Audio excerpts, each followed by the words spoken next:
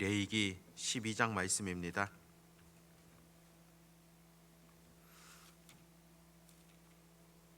레위기 12장 1절에서 8절까지 말씀입니다.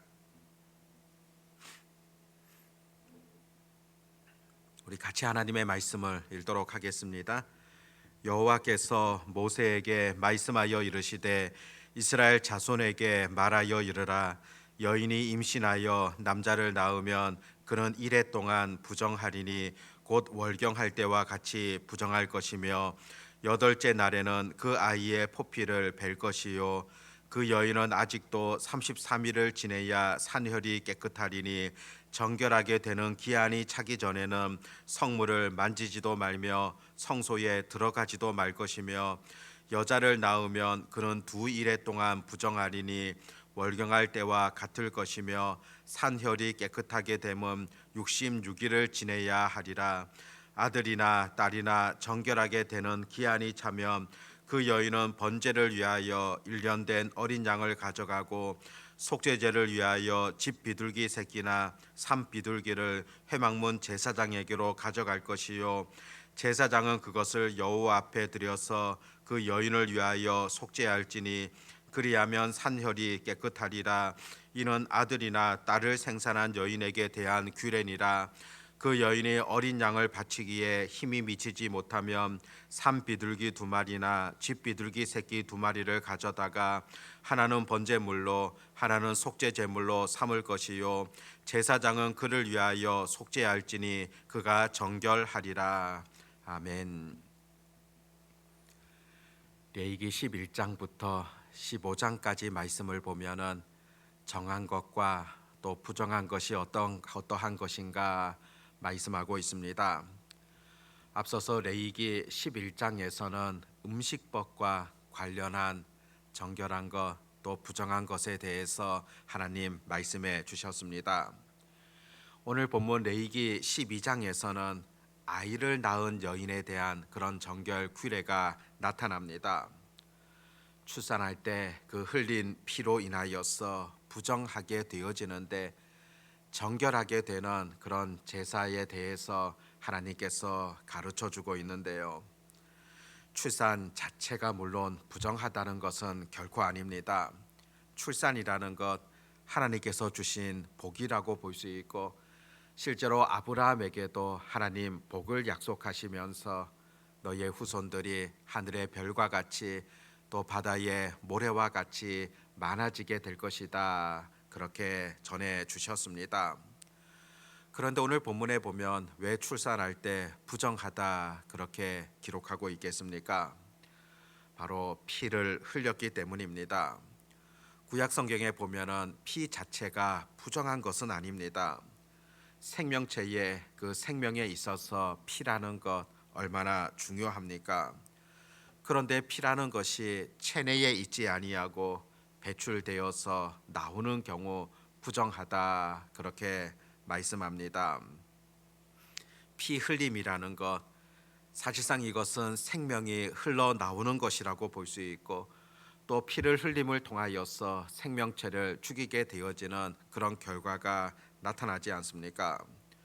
물론 모든 피 흘림 자체가 부정하다 그렇게 본 것은 아니고 특별히 생식기를 통하여서 나오게 되어지는 그 피가 부정하다 보고 있습니다. 그래서 오늘 2절 말씀에도 보니까 월경할 때와 같이 부정하다 그렇게 언급하고 있습니다. 3절에서는 산의 아이일 경우에는 8째 날에 할례를 행해야 된다 기록되어집니다. 할례를 행한다는 것 이것은 바로 하나님의 언약 백성이 되어졌다는 그런 의미를 담고 있습니다. 4절에서는 여인에 대하여서 여아를 출산했을 때 어떻게 해야 될 것인가 그런 규정에 대해서 말씀하는 것을 보게 되어지는데 4절과 5절 말씀에서 차이점을 보게 됩니다. 남아를 출산했을 때는 깨끗해지기 위하여서 33일을 기다려야 된다. 그런데 5절에서는 여자아이를 출산하게 되면 66일을 기다려야 된다. 그렇게 기록된 것을 보게 됩니다. 그 시간들이 지나게 되어진다면은 6절 말씀부터 보면 하나님께 드리게 되어지는 그런 제사 규정들을 말씀합니다. 그런데 나만은 33일이고 여하는 66일이다. 이것을 어떻게 해석해야 되겠습니까? 여러 학자들의 주장들이 많이 좀 다르긴 하는데 유대인들의 전통 문헌에 의하면은 남자와 여자 그 배아가 형성되어지는 시기가 다르기 때문이다. 그렇게 주장하곤 하는데 그 근거는 전혀 찾아볼 수 없습니다. 어떤 학자들은 남아보다 여아를 출산했을 때 하혈이 더 길다고 그렇게 말하곤 하지만은 이건 역시 전혀 근거를 찾아보기 어렵습니다. 또 여성이 남성보다 종교적 지위가 낮기 때문이다 그렇게 말하곤 하는데 어떤 연관성도 찾아보기 어렵습니다. 실제로 여기에 대하여서 명확한 답을 말하기는 어렵습니다. 일반적으로 개혁주의에서는 인간이 가진 그 원죄를 가지고서 접근하는 그런 경우들도 찾아보게 됩니다. 칼빈 같은 경우에도 여자가 먼저 사탄의 꾀임에 빠졌던 그런 예를 들고 있는데 사실상 이건 역시 전체적으로 설명하기에 부족함이 있는 것 사실입니다. 날짜에 차이가 나고 명확하게 이것을 설명할 수는 없지만은 이 부정한 기간을 두어서 타인과의 접촉을 막는다는 것은 그 산모와 아이에게 있어서는 무엇보다 소중하다는 것을 또 보호하려는 그런 목적이 있었던 것만은 분명하다 그렇게 보게 되어집니다. 오늘 본문에서 나타난 이 출산의 부정 또 정결법을 통하여서 오늘 우리가 얻을 수 있는 그런 교훈들 어떤 것이겠습니까? 우리가 근본적으로 잊지 마셔야 될 것은 모든 사람은 날 때부터 죄인 되었다는 것을 분명히 우리가 인식해야 됩니다. 실제로 인간이 죄를 짓게 되어지고 그 죄를 지은 인생에게 하나님께서 어떻게 말씀해 주셨습니까? 창세기 3장 16절 말씀 보면 또 여자에게 이르시되 내가 네게 임신하는 고통을 크게 더하리니 내가 수고하고 자식을 낳을 것이며 인간의 죄로 인하여서 그 출산이라는 것 고통스럽고 또 그 고통이 바로 형벌이라는 것을 말씀합니다. 고통스럽게 출산하게 되어지는 그 과정들을 바라보면서 우리 인생이 잊지 말아야 될 것은 바로 죄로 인하여서 이와 같은 고통을 느끼게 되어진다는 겁니다. 죄인 가운데서 출생하게 되어진다는 그 인식을 절대적으로 잊지 말아야 된다는 겁니다. 그렇기 때문에 다윗이 어떻게 고백을 합니까? 시편 51편 5절 말씀 보면 내가 죄악 중에서 출생하였으며 어머니가 죄 중에서 나를 잉태하였나이다. 아담의 범죄함을 통하여서 모든 인간 다 죄인 되어졌고 죄악 중에 출생하였으며 소망 없는 존재가 되어져 버렸다는 것 성경의 그 가르침이지 않습니까? 로마서 5장 12절 말씀 보면 그러므로 한 사람으로 말미암아 죄가 세상에 들어오고 죄로 말미암아 사망이 들어왔나니 이와 같이 모든 사람이 죄를 지었으므로 사망이 모든 사람에게 이르렀느니라. 한 사람으로 말미암아서 죄가 세상에 들어왔다. 그 사람만이 죄인이 아니라 모든 사람이 죄를 지었고 모든 사람이 사망에 이르게 되어졌다. 여기에는 누구도 예외가 없다는 것을 성경은 줄곧 가르칩니다. 다 사망에 이르게 되어졌다. 날 때부터 모두가 죄인 되어졌다는 것을 분명하게 인식해야 된다는 겁니다. 이와 같은 죄인 되었던 인생에게 하나님께서 놀라운 은혜를 베풀어 주시지 아니하셨습니까? 죄인 된 인생들에게 그들을 의인의 길로 불러주셨던 분명한 하나님의 손길 또한 보게 됩니다. 로마서 5장 18절 말씀 보면 그런즉 한 범죄로 많은 사람이 정죄에 이른 것 같이 한 의로운 행위로 말미암아 많은 사람이 의롭다 하심을 받아 생명에 이르렀느니라. 한 사람의 범죄로 인하여서 모든 사람이 죄인 되었지만은 또 한 의로운 행위를 통하여서 의롭다 하심을 받게 되어졌다. 한 의로운 행위라는 것, 바로 예수 그리스도께서 우리 모든 인생의 죄를 짊어지시고 십자가 지셨던 그 사건이지 않습니까? 그리스도를 통한 놀라운 구원의 은혜를 받게 되어졌다는 것입니다. 그래서 바울은 고백하기를 고린도전서 15장 22절에서 아담 안에서 모든 사람이 죽은 것 같이 그리스도 안에서 모든 사람이 삶을 얻으리라. 아담 안에서 모든 사람 죄인 되었고 소망을 찾아볼 수 없었지만은 이제는 예수 그리스도 안에서 모든 사람이 삶을 얻게 되어지는 그런 길들을 열어 주셨다는 겁니다. 그리스도를 통한 놀라운 구원의 은혜가 임했다는 것을 여전히 우리에게 가르쳐 주고 있지 않습니까? 모든 인생이 죄인 되었고 또 죄 가운데 출생하게 되어졌지만은 예수 그리스도 안에서 새롭게 구원받게 되어지는 것, 바로 이것이야말로 성경이 가르쳐 주는 놀라운 은혜이며 또 하나님의 사랑이라 그렇게 볼 수가 있습니다. 우리가 레위기서 말씀을 지속적으로 살펴보고 있는데 그 제사 제도를 들여다보면서 여러분들 어떤 생각이 들곤 하십니까?